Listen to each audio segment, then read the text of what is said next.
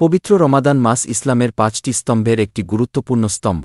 এই মাসে মুসলমানরা সিয়াম পালন করে, অর্থাৎ সুবহে সাদিক থেকে সূর্যাস্ত পর্যন্ত খাবার, পানীয় এবং অন্যান্য দুনিয়াবী আনন্দ থেকে বিরত থাকে। রমাদান মাসের ফজিলত ও বিধান। অনেক ফজিলত। সাহিত্যের গুণ। ১.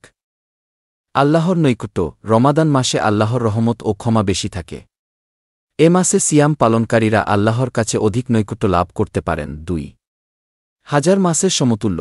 রমাদানের শেষ ১০ দিনে লাইলাতুল কদর, ক্ষমার রাত, আসে, যা হাজার মাসের চেয়ে উত্তম।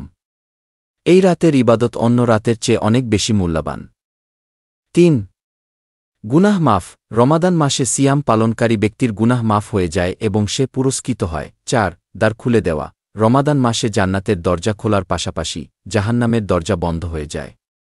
এটি মুসলমানদের জন্য একটি বড় দয়া ও রহমত। বিধান। আইন। ১. সিয়াম। রমাদান মাসে সুবহে সাদিক থেকে সূর্যাস্ত পর্যন্ত খাবার, পানীয় এবং সহবাস থেকে বিরত থাকা জরুরি। ২.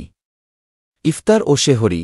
ইফতার হল রোজা ভাঙা এবং সেহরি হল রোজা রাখার জন্য খাবার খাওয়া, যা সুবহে সাদিকের আগের সময়ে করা হয়। ৩. তারাবি। রমাদান মাসে বিশেষ সালাত, নামাজ, তারাবি পড়া সুন্নাত। এটি রাতের সময় মসজিদে ইমামের পেছনে পড়া হয়। ৪. জাকাত। রমাদান মাসে জাকাত দান দেওয়া অত্যন্ত গুরুত্বপূর্ণ। এই মাসে দানের পুরস্কার অনেক গুণ বৃদ্ধি পায়। ৫. কুরআন তিলাওয়াত। রমাদান মাসে কুরআন তিলাওয়াতেরও বিশেষ গুরুত্ব রয়েছে। মুসলমানরা এই মাসে কুরআন শোনে এবং পড়ে বেশি করে। এছাড়াও রমাদান মাসে গুনাহ থেকে বাঁচতে সচেষ্ট হওয়া, সৎ কাজ করা এবং আল্লাহর ইবাদত বৃদ্ধি করা উচিত।